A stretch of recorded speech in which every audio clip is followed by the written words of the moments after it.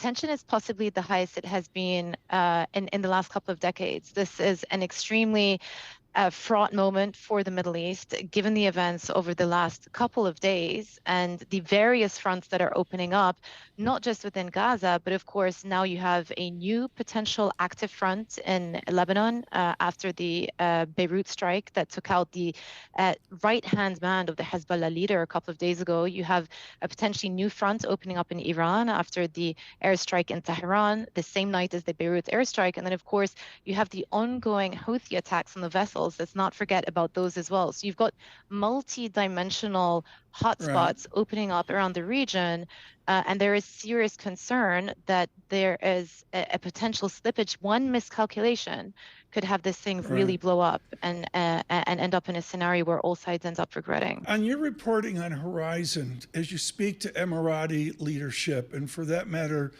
Arab leadership of the Levant, who are they supporting? Who are they focused on here among the various parties?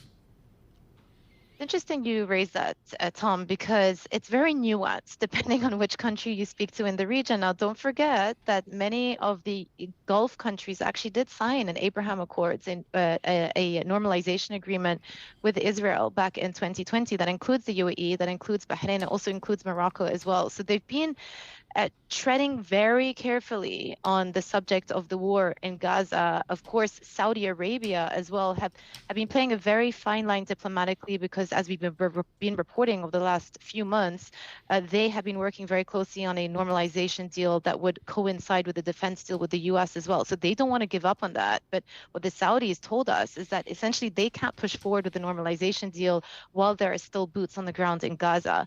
Other countries, you look at the likes of Egypt and Qatar, well, their role throughout all of this has been to play the role of the mediator to push forward these ceasefire discussions. And I thought it was really telling yesterday that the Prime Minister of Qatar, who also serves as their foreign minister, put out a tweet right after the killing of Ismail Haniyeh saying that it is very difficult to push forward with these negotiations if one of the sides of the negotiators has been assassinated. So I think there's a lot of pessimism now about the future of these ceasefire talks.